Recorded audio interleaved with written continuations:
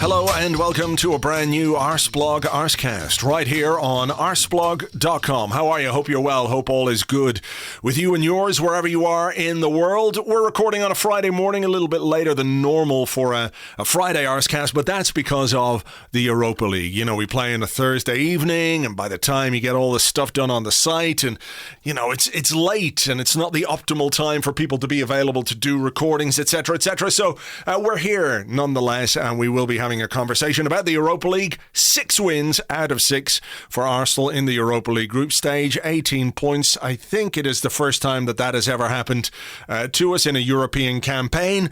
I mean, you don't get any prizes for it, but I suppose it's worth mentioning. Some things about the game itself, of course, that were positive. The young players, are they knocking on the door for the Premier League team? Are we just going to see more of the same in the Premier League this weekend? I hope we don't. How can Mikel Arteta fix it without an influx of young talent? Or can he get more out of the old disappointing bastards that have been doing it week in, week out since the season began? Those are questions that we will explore with our guest in a couple of moments' time. Before we do, I just want to mention once again, if you are doing shopping online this Christmas, if you're looking for presents, and if you're keen perhaps to avoid some of the big global online brands and you want to keep it local, you maybe want to help a fellow Arsenal fan in the process, please check out arsebiz.arseblog.com. That's arsebiz.arseblog.com. It is a classified site where we have listed hundreds of Arsenal fans who run their own small businesses and services and everything else, creators, artists, loads of stuff in there. Many of them are offering discount codes, and at this weird, strange time in the world, if we can support one another and help one another and keep things moving, we'll all come out the better for it. Don't make billionaires any richer than they already are. Help your fellow Arsenal fans. Go have a look and see if there's something you like that you might want to give as a gift this Christmas, or you just want for yourself and you could buy it from a fellow Gooner. So do check it out, arsebiz.arseblog.com. And to mention, I suppose time is a bit tight as well when it comes to deliveries and postage and all that kind of stuff. But the wonderful Christmas card, the Goodly Christmas card, drawn by Poorly Drawn Arsenal, our friend, has put that together. It is on sale. You will find the link in the show notes. You could give somebody a Goodly Christmas card this Christmas. What better? They'll look at it and go, who the fuck are those two guys? But you know. And that's the main thing. All the proceeds from that Christmas card are going to go to the Arsenal Foundation as well. So whatever we raise from that, we will donate every single penny to the Arsenal Foundation. Again, click on arseblog.com or look in the show notes on your podcast app. You will find a link there to the Redbubble site and you can buy the Goodly Christmas card. Right, let's get on with the show. And to talk about the 4-2 win over Dundalk, some eye-catching individual performances from one or two of the young players who may or may not force themselves into contention for the so-called first team, and lots more besides. From CBS Sports, it's James Benge. Hello, James. Hi, Andrew. Right, let's talk about the Europa League group stage in general. 6 wins out of 6, the first time Arsenal have ever done that in a European campaign. Is it a positive thing? Given the quality of the group and the calibre of the opposition, is it something we should, in these dark times, perhaps take as something of an achievement? Or, you know, how do you view that? Yeah, I'd be pretty pleased with it. I mean, none of them are great teams, but equally, like, I think we saw Mulder and Rapid Vienna, certainly in the first game when they played a full-strength team. They're not bad either. They're decent teams who would give a good account of themselves. And, hey, look, this is Arsenal. They're not getting many wins. If you can find one, just clutch it to your heart and sometimes don't worry too much about what it means for Sunday's Premier League snorefest. And just, I just kind of, at least in patches, I could just sit back and really enjoy watching some good young players kick a football about. It was quite fun. Yeah, I mean, that's the thing. It is about young players, isn't it? When you think about, you know, who has really made the impact in this group, apart from the first game, I think David Luiz and Pierre-Emerick Aubameyang scored the goals. You know, after that, you're looking at goals from Joe Willock, Nicolas Pepe, Eddie Nketiah, Reece Nelson. You know, there are lots of things to like about the young players that we've got coming through. I realise that part of that is because, you know, any young player who comes through now at Arsenal and shows even the vaguest measure of promise feels like a cure, if you like, for the guys who aren't doing it in the Premier League week in, week out, that people might be perhaps a little bit fed up with, it would be reasonable to say. On their own merits, though, when you see Nelson, Willock, Balogun, Smith Rowe, Nketiah, whatever their futures might hold at Arsenal, it's still a positive thing in its own right that these players are coming into the team. They are being asked to do a job, and they're doing that job. Absolutely. I think there's such a challenge of that next step up because, Arsenal at their best when they were blooding young players, the likes of Wilshere, Fabregas, particularly in the Benge era, often those players were, impressing in the League Cup or impressing in the dead rubbers in the Champions League, and then coming into a largely well-functioning Premier League team. I mean, it had its ups and downs, but it knew how it played. It was a defined style that you could slot a young player into because you knew how they played and you knew what was needed for the team. And that doesn't exist at Arsenal right now. And that's always the challenge with assessing all these players is I don't know if Emile Smith-Rowe is the answer to Arsenal's creative problems. I don't know if Folarin Balogun could be the starting centre forward and shift Aubameyang out wide because I just don't really know what the system is. This isn't necessarily a criticism of Arteta. I think it's more about the squad that's been built. But it's kind of really hard to get a gauge for where these youngsters are in terms of the Arsenal pecking order. All you can say is, look, they were given these opportunities and they've performed really well. They've played football the way that you would like an Arsenal team to play football. They're energetic, they're attack-minded, they create chances without going to crosses. They always look for possession. They always try and get the ball forward. I feel like that's all you can really assess them on is their attitude and their willingness to work. Because I don't know how good Rapid Vienna or Molde really are compared to Burnley. But what I know is that these kids are clearly going to put in a really good shift for the cause, and there's some talent to work with there of some level. I'd like to, it's so hard getting a sense for how near they are to taking the next step up. And the honest answer is sometimes you just have to throw your hands up and go, I got no idea. Yeah, well, look, we'll talk about some of the individuals, but you mentioned something there, that the style of play I think is a really interesting one because you asked Mikel Arteta a question last night in his press conference, and I'm just going to play the clip of it here. I mean, notable as well that there were slightly fewer crosses in this game than there were in the previous ones. Is that more like how you want Arsenal to play? Yes. So, I think it's a reasonable question for you to ask. Is this more like the kind of football you want Arsenal to play rather than the sort of cross-heavy football we've got over the last couple of weeks, in particular the Wolves game and the Tottenham game. There are various reasons for that as well. I thought it was... I think he thought the question perhaps was... not tongue-in-cheek, but maybe you were trying to take the mickey or something like that. And I don't think that was true at all. And obviously I know you, and I think what you were trying to do was, ask a question about the way he wants his team to play. And I think even though there were elements of the Arsenal performance which weren't particularly great last night, it is more in line with what we think the kind of football Mikel Arteta wants Arsenal to play should be, right? And the last couple of weeks have been something of an anomaly in terms of playing style. We haven't really played like that before.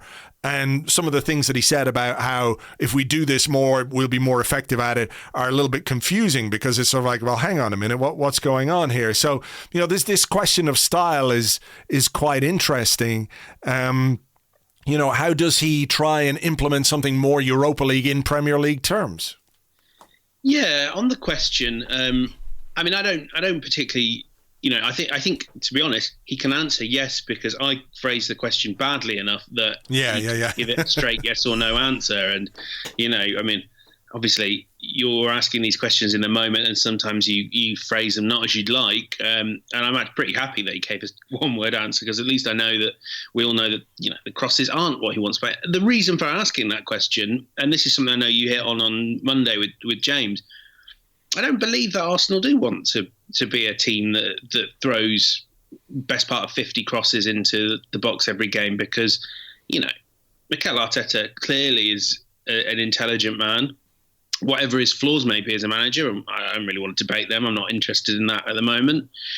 He must understand that it is a low probability route to goal to cross the ball towards Pierre-Emerick Aubameyang against, an Eric Dyer or a James Tarkowski or whoever. And, kind of the logic to asking the question was, do you just want to clear up for once and for all that you're not really trying to build an Arsenal team that revolves around crossing the ball into the box? I don't particularly know what he didn't like about that. I still don't really know what it was that prompted him to get unhappy with Charles Watts later in the press conference. And it's a curious one, because I think it's a really fair question, and sometimes kind of think we maybe asked a question there that it wasn't the right time to ask, but I didn't feel that at all with asking Arteta about how his team plays football. Also it's something managers usually like talking about. He likes talking about and talks about well.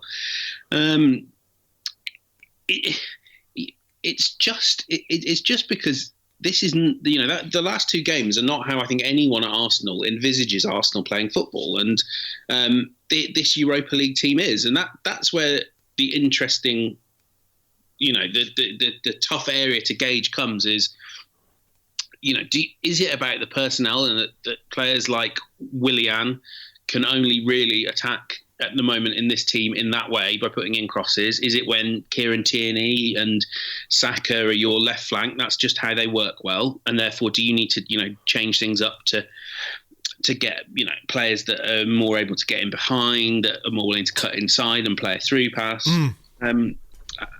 I don't really know the answer to any of that, because obviously Mikel opted not to expand. And, similarly, I kind of asked a follow-up question on Smith Rowe, because I like him. I think he's a really, really excellent footballer.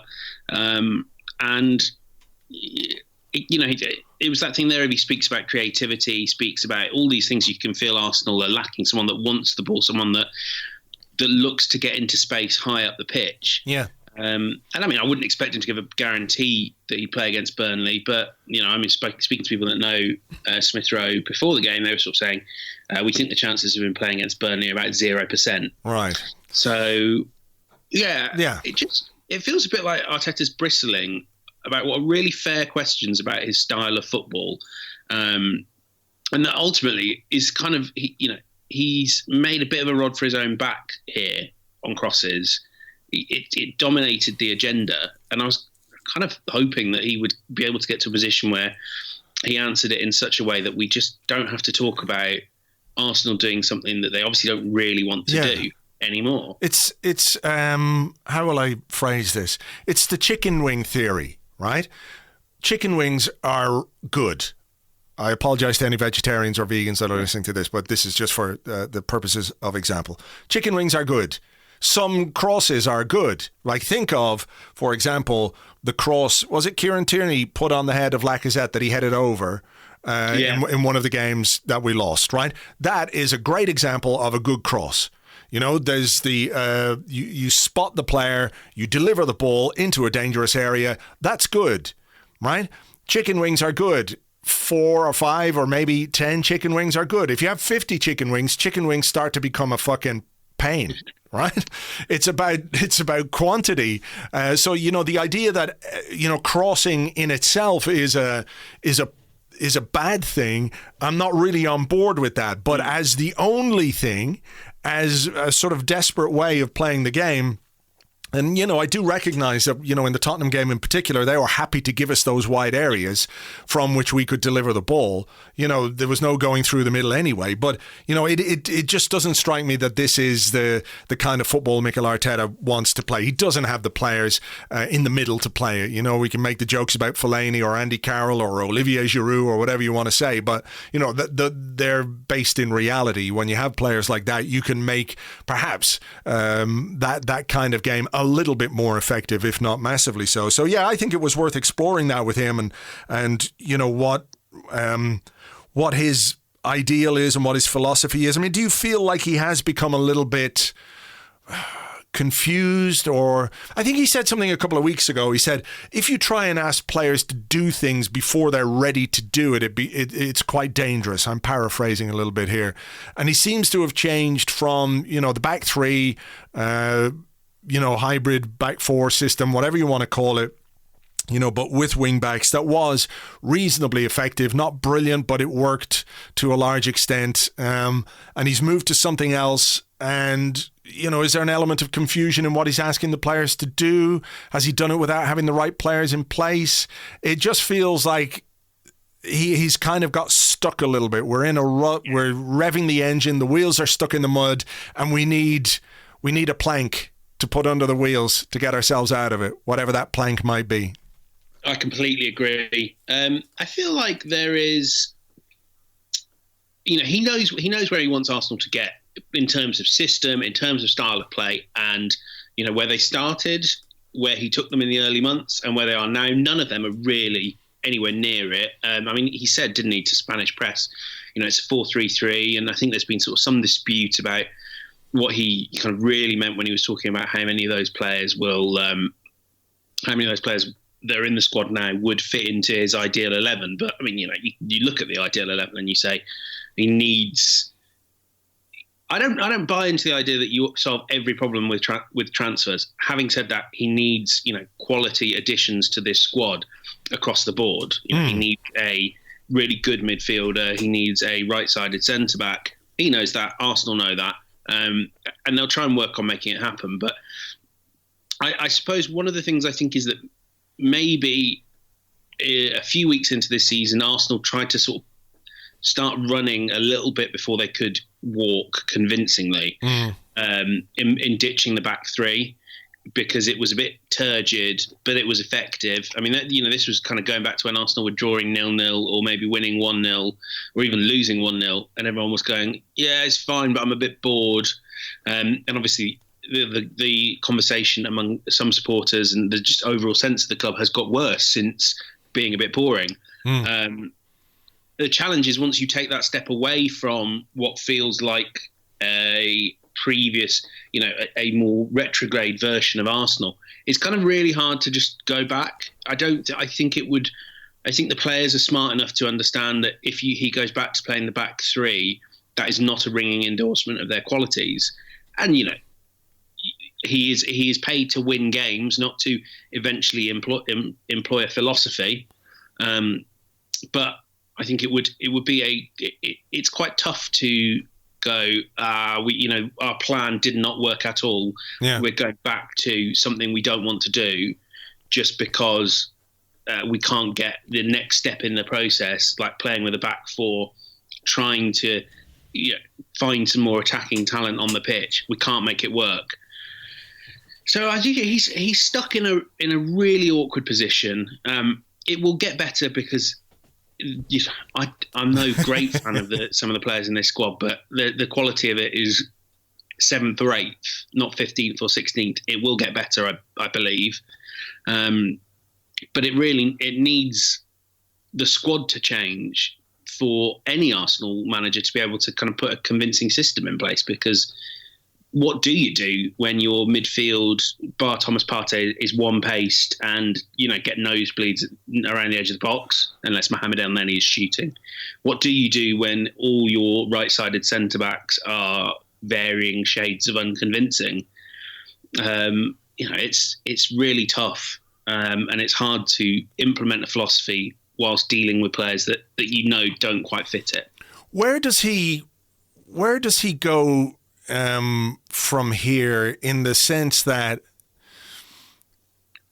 I think you're right. This is a squad that whoever's in charge, whether it's Mikel Arteta or somebody else, there are players that we need to get rid of, players who are involved on a regular basis, who are basically an impediment to us playing the kind of football we want to play, and also, getting higher up the table. And that's not just from 15th, I mean finishing higher than we have been doing in the last couple of seasons. I think we all know the names. There's no point me going into that. But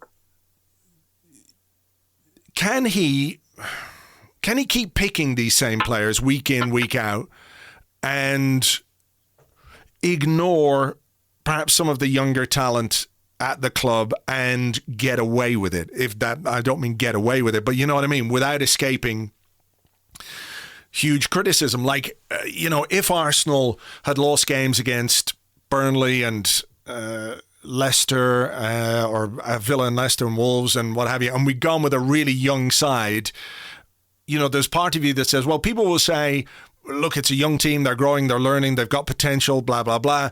The instant argument would be we need more experience in the team. So the idea that we could just pivot to this complete youth project, I like the idea of it, in part because I'm just fucking fed up with seeing some of the guys week in, week out. But I know that as soon as we go down that road, there'll be people who are saying, well, the balance is wrong, you don't have experience. I can make an argument to say, well, look, at least these young guys might learn a bit and it might be fresher and different and everything else.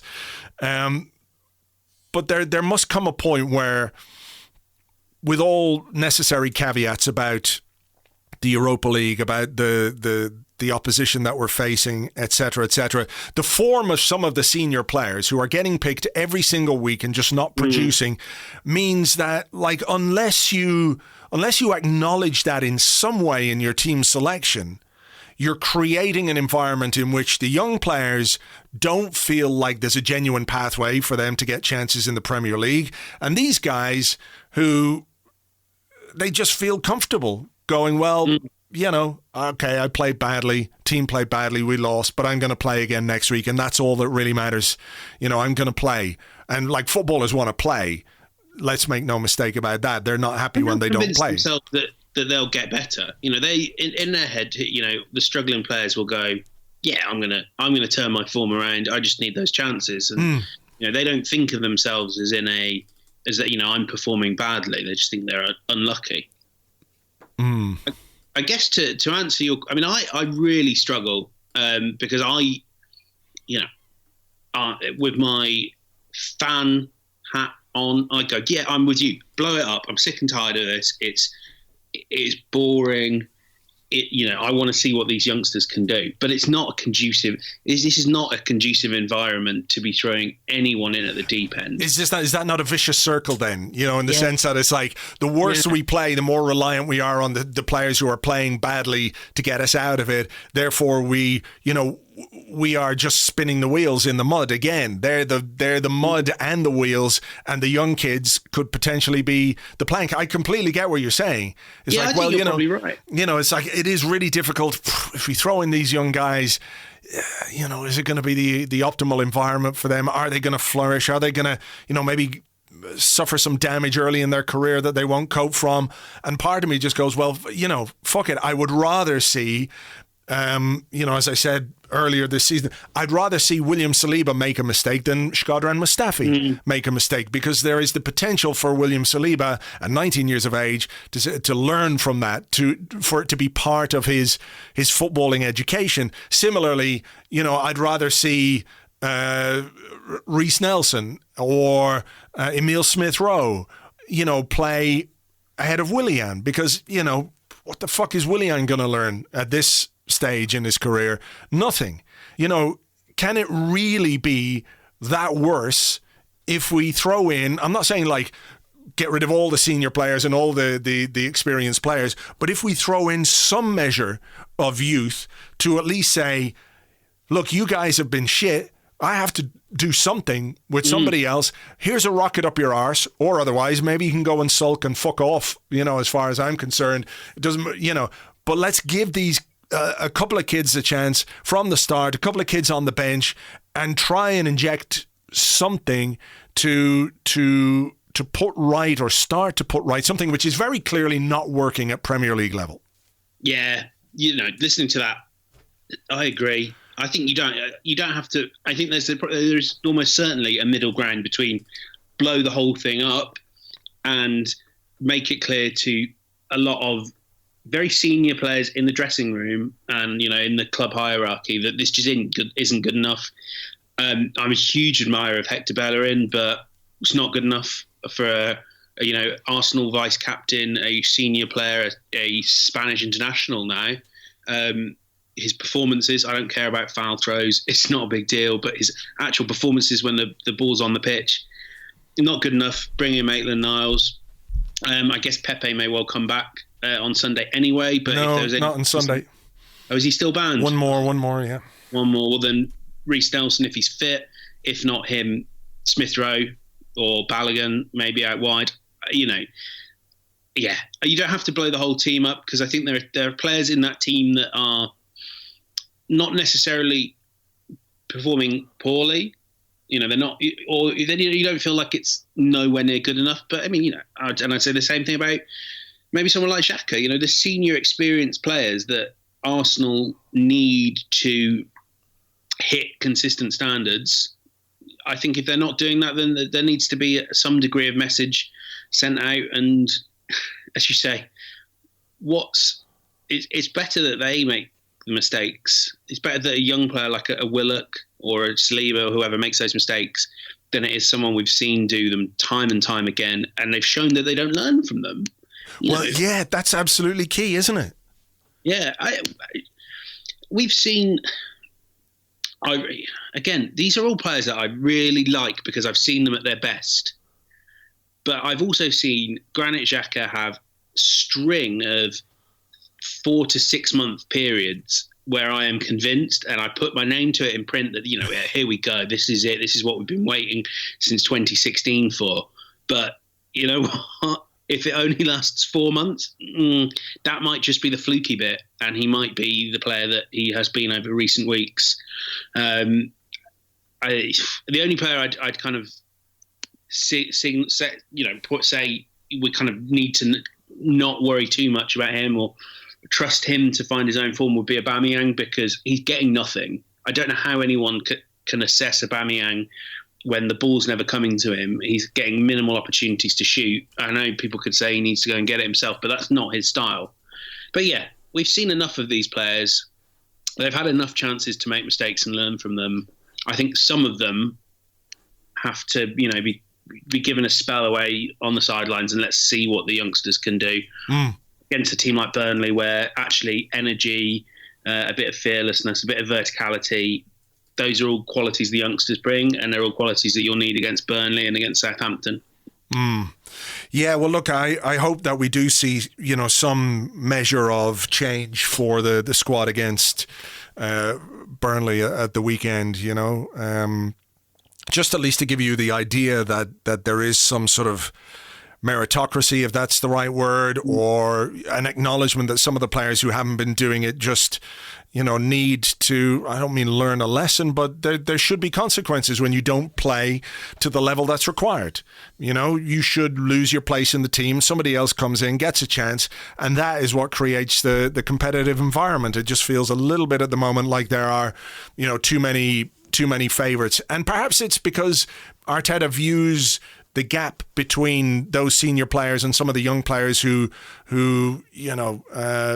are promising but maybe aren't quite there yet as too big. Like, it's amazing, isn't it? I really enjoyed the cameo and the debut from Miguel Aziz last night against Dundalk, that little Fabregas-esque turn in the centre of the park. It was just like, give me more. I want more of that, But the temptation then is to say, well, he did that.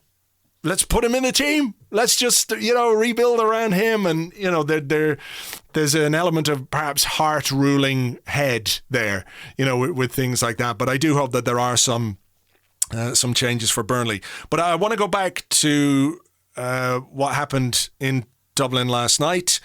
Folarin Balogun looks a hell of a player, doesn't he? He really does look like a hell of a prospect, and it's something that the club have been well aware of for a while. Eddie Nketiah is starting games, and to Eddie's credit, he scored a very good goal last night. He was persistent. The finish was really good. He's our top scorer this season, for all that entails. I know there are things which make that it's a good thing for Eddie, but also it speaks poorly of the amount of goals that we've scored so far this season. But Balogun, when he came on, sometimes you just look at a young player and you think, okay, like, they're all really talented. You've got to be super talented to make it to this level, even to the fringes of the Arsenal academy. You've got to have an amazing talent. But sometimes a player steps on a pitch and you go, okay, this guy has got something. He's got presence. He's got whatever it is. There's just an aura about him, a confidence about him. Scored with his first touch when he came on the other week, and then set up a goal for Joe Willock. Scored a very good goal, like a seasoned pro. It's really great to see a young player come through with that kind of quality, but there is a difficult situation for Arsenal to deal with in terms of his contract, which expires in June. Arteta says he wants to stay. How confident are you that Arsenal can make that happen? It's a really tough one. There is certainly will. I think it is really tough.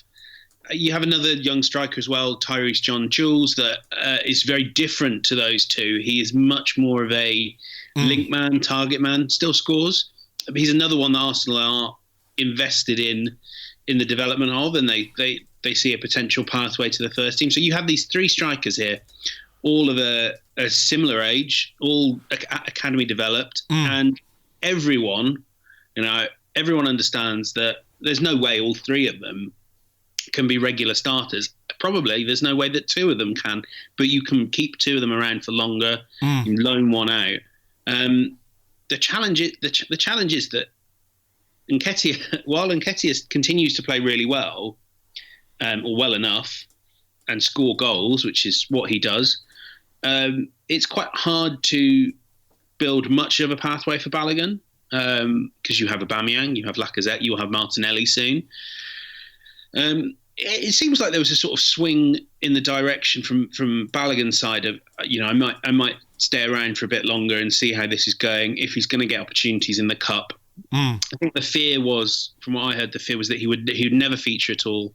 He'd got to the stage where under 23 football was pointless. He'd just go and score 4 goals whenever he felt like it. So I think there was a fear that his development wouldn't be well served just sitting around in the fringes of the Arsenal squad. So he'll have to play cup games. I think he'd even have to be involved in the Premier League squad, sort of similar to what Arsenal did with Chuba Akpom, a much sort of lesser prospect. But I remember a few years ago when he was really involved, and I think that was around the time when his contract was coming close to expiring.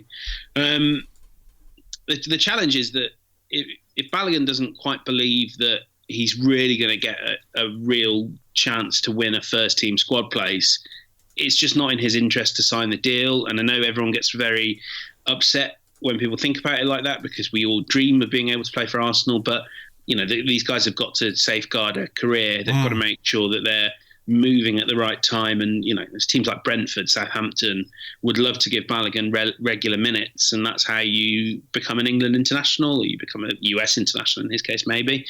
So it's a tough one. The honest answer is I don't know, but clearly the mood music coming out of Arsenal has changed, and they will have to have had indications from Balogun.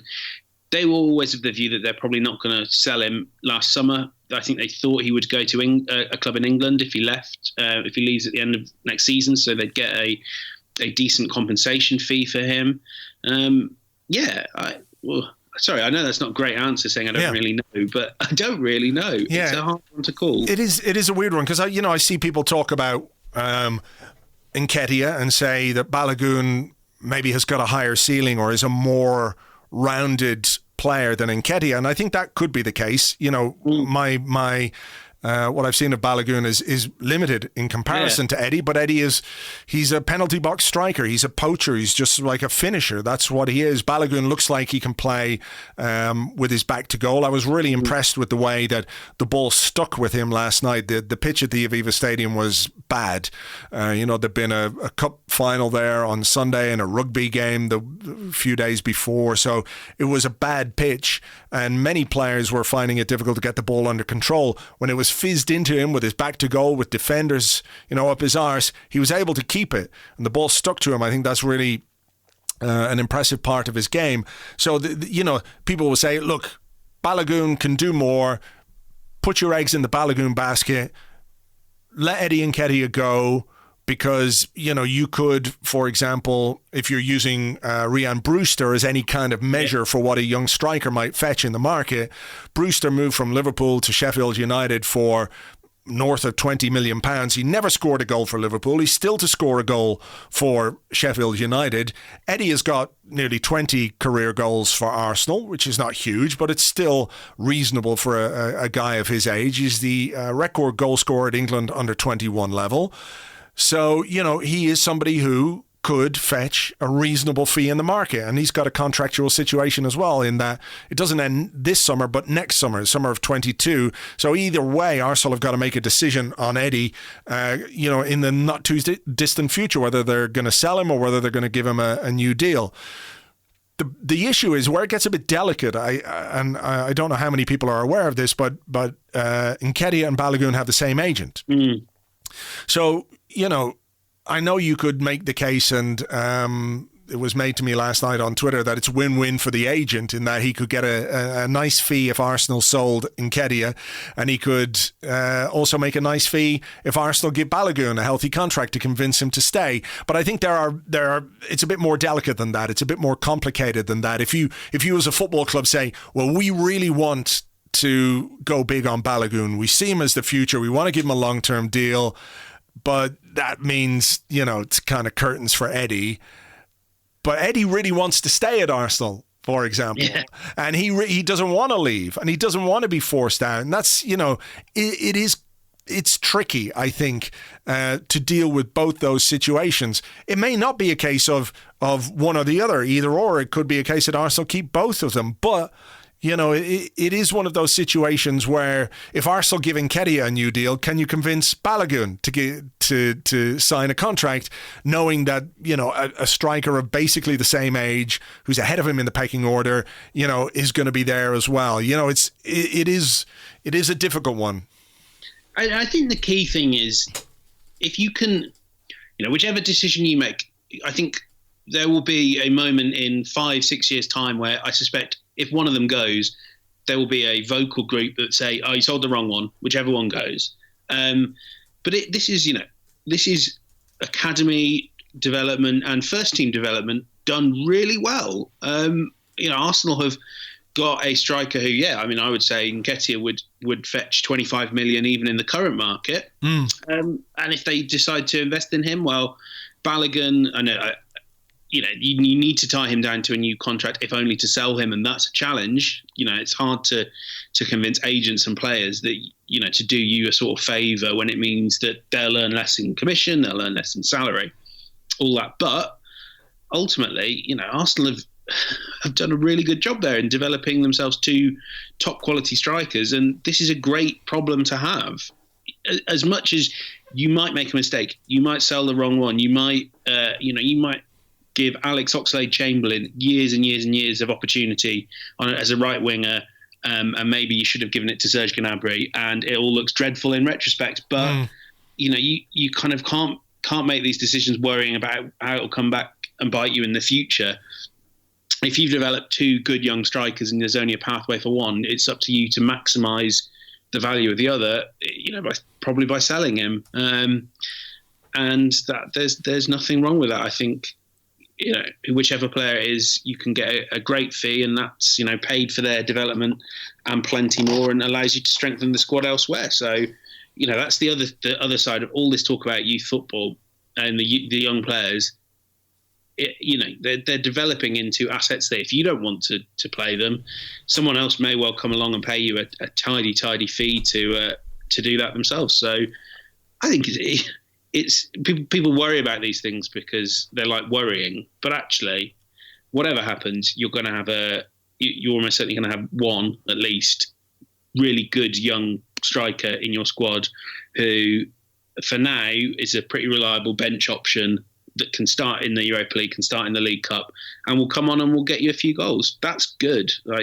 For everything we've criticised Arsenal about before, you've got to say they've done brilliant work over the last 6 or 7 years in building this pathway that so many of the youngsters have taken over the last few weeks. Yeah, I think that's fair. I also just wonder that if sometimes we don't use the value that the academy might provide to us by perhaps making decisions on some of the younger players a bit more quickly in terms of, when we're going to sell them. And look, I realise the the market is a strange beast right now, obviously with COVID, and it's not normal, and it's not what it used to be. And just speaking of that, we're heading towards the January transfer window. Do you harbour any concerns that, given the fact we lost the director of football, I know there was a restructuring and Arteta was made manager and Edu was made technical director, but we lost the contract guy and Huss Fahmy, that perhaps there's a piece missing at executive level, football executive level, to do the things that we want to do, whether it's negotiate a new contract with Balogun, whether it's bringing in players in the January transfer window, whether it's finding buyers for some players in the January window, planning and strategizing for the summer, which is going to be a very important summer as well.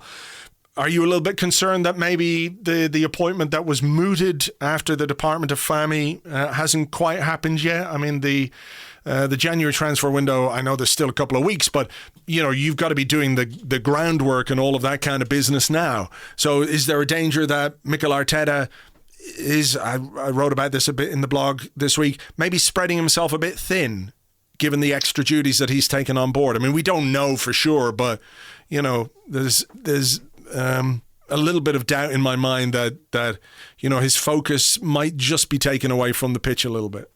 Certainly, I would share those doubts. I don't know. I don't know what's happening with Fahmy. The view was always he would be replaced, but he'd be replaced with someone at a more junior level. Yeah. It would be someone that would kind of specifically manage the contract. I have questions about that. If he's junior, is how does that mean he takes responsibility for the next Aubameyang level contract? Who negotiates that? Is that Vinay? Edu, yeah, because obviously there were questions I think about Huss, and he could rub some people up the wrong way, but it's very valuable to have someone that is almost a link man between the business and the football operations. I would worry about Arteta spreading him thinly because it is a natural aspect of anyone when they start out in a career or even in a new job, but particularly I think when he's the equivalent of a 25-year-old entering the job market or whatever, entering his first proper job. And, no one really tells you don't have to do everything. You don't have to kind of be involved in every little thing of the company. Just learn your trade and do one thing really well. I mean, I know from my own experience that's, when you start out as a journalist, no one tells you, you need to make sure you value your private time. You take your days off that you're supposed to. Yeah. The equivalent of that for Arsenal manager would be, Mikel, you don't have to involve yourself in every aspect of the club, because one of the things that people at Arsenal rave to me about is he's managed such a cultural overhaul, which is brilliant and outstanding, and one of the reasons you wouldn't want to lose him. But it's putting a lot on your plate when you're also learning how to do the job you're hired to do. I would worry quite a bit about that because Edu equally has not had this experience at top level European top European club level. Yeah. If you know, he's done it with Brazil. He's done it with Corinthians. This is completely different. This is Monte Carlo casino right now he's in, and there are a lot of people there who are very capable of fleecing him out of some money. I do think it misses one person, a person with like decades of football experience at a high level in the Europe, playing the European game. That person is missing. I've not had any indication that Arsenal are looking to hire that person. This is a two-man band right now of Edu and Arteta on the footballing side. And that's a worry. It's a worry because there's no one around to, just say, I've seen this happen before a lot. I think this is going back years and years and years, but it's a strange example that a lot of listeners won't really remember, but when there was someone like Terry Venables at Middlesbrough, and it was odd, and people go, is he not getting in people's way? But if you find a veteran, experienced person like that who's just happy to sit back, consult, offer words of wisdom. I'm wondering if Arsenal have anyone like that. Any former managers who might have managed for 20 odd years. I don't think actually adding Arsenal to this setup would help at all. But No. you know what I mean? Like it just needs someone that just knows a bit more about how the whole industry works, I think, to help out. Well, I mean, that is the thing, and I don't want to make this Arteta specific, and I'll make this sort of the final point, because managers live and die by results. There's no two ways about that. They can be the greatest thinker in the world, but if they don't produce results, game over. Simple as that. And that will be the case with Mikel Arteta, and it'll be the case with whichever manager follows him, and the one after that, and the one after that, and so on. But as a football club, Arsenal are badly in need of somebody to put in place a plan, because so many of the decisions have been taken in the short term. Too many short-term decisions to try and dig ourselves out of a hole. Instead, we're kind of digging ourselves deeper. So we need someone to come along and say, stop digging, you idiots, and use the ladder that's right behind you. Somebody has to put in place a plan, a strategy from top to bottom. Recruitment, playing style, the squad makeup. Who do we keep? Who do we sell? Who do we move on? When do we move them on? All of these things. How do we generate funds? Do we sell a player we don't want to lose, but the funds that we might generate could bring us in, a couple of players that prove to be really, really valuable. And that's where I'm finding myself a bit stuck at the moment. In that, I recognize that what's happening is not good enough. But at the same time, if we just keep lurching from one new appointment to another guy comes in and says, well, this is what I want to do. This is my culture. This is my philosophy. It needs to be something from the top down that people slot into, rather than being this kind of firefighting exercise that's going on and has been going on for a few years. Yes. Oh, it's really awkward when someone just replies to you with one word. Hang on. I'll just call up Charles Watts now and just ask him to get you to expand on that. No, I completely agree. I think that isn't just about the club internally as well. They have been guilty of making a lot of decisions that are about, if we can just get back into the Champions League next season, if we can just do enough, if Willian can get us across the line, if Stefan Lichtsteiner can just get us across the line. I'm forgetting others. There must be more. There feels like there've been an awful lot of. I mean, if Aubameyang's contract is just enough to get us across the line, yeah.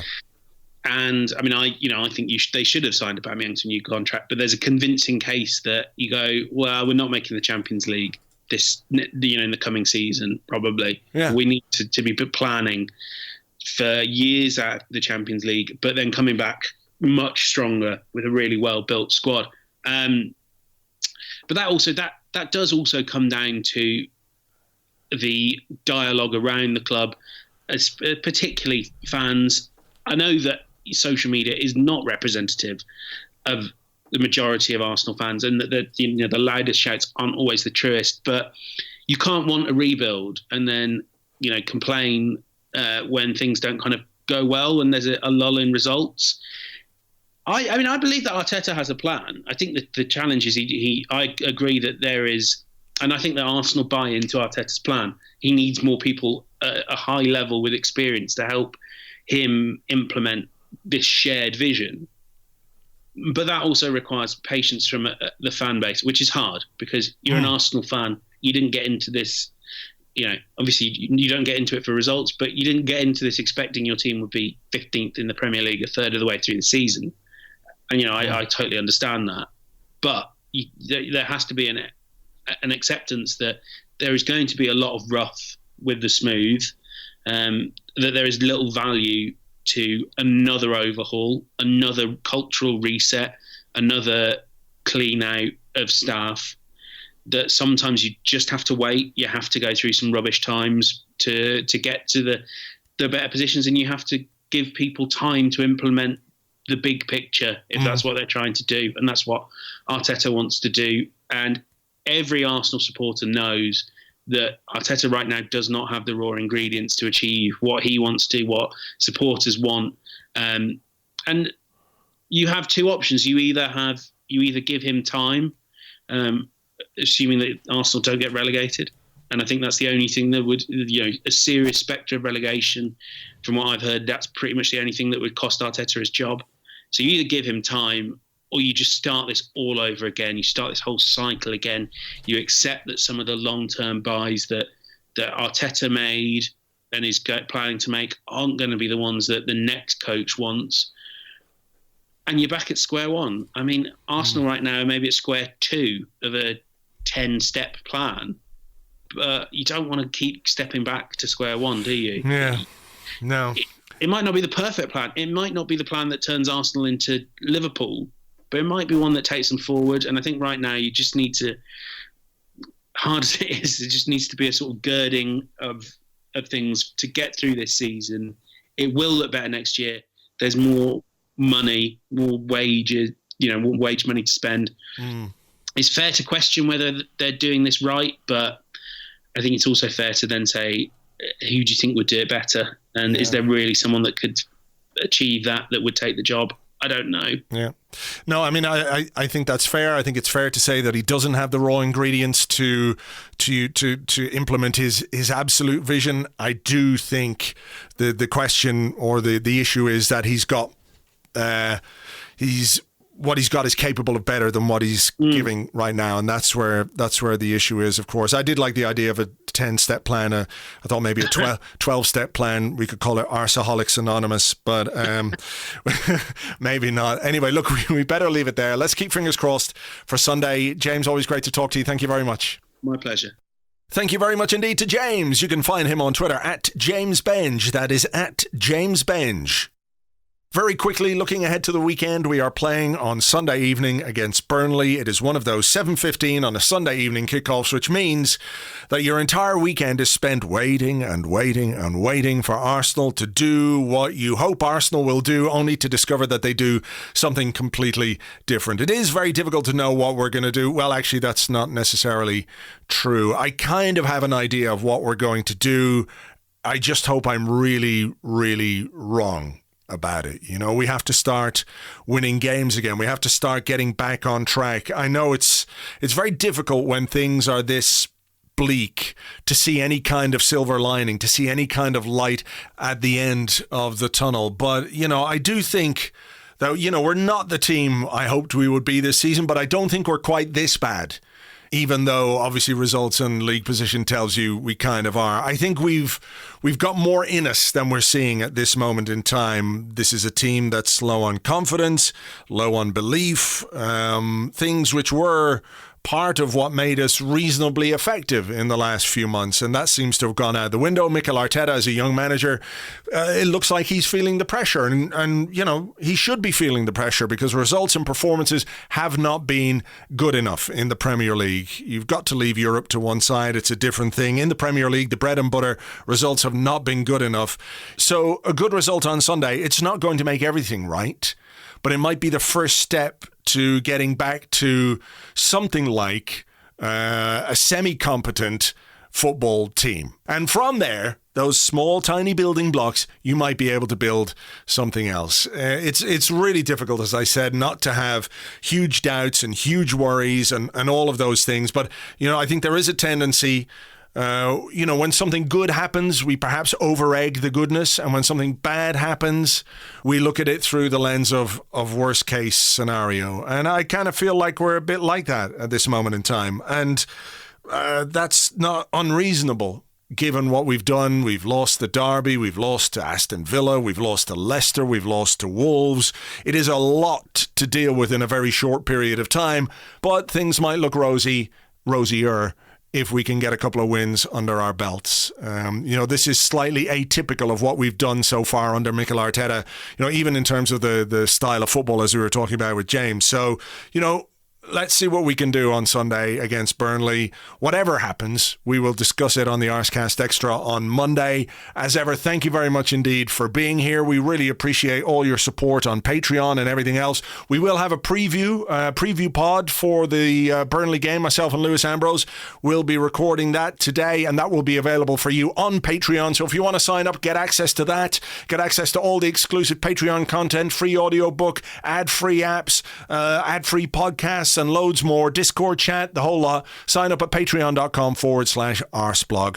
Right, until Monday, take it easy, folks. Keep your fingers crossed, keep everything crossed that we can find the win against Burnley and, you know, use it as a positive, what's the word, an antidote perhaps to what's come before. Okay, until Monday, thanks for listening. Take it easy. Cheers. Bye-bye.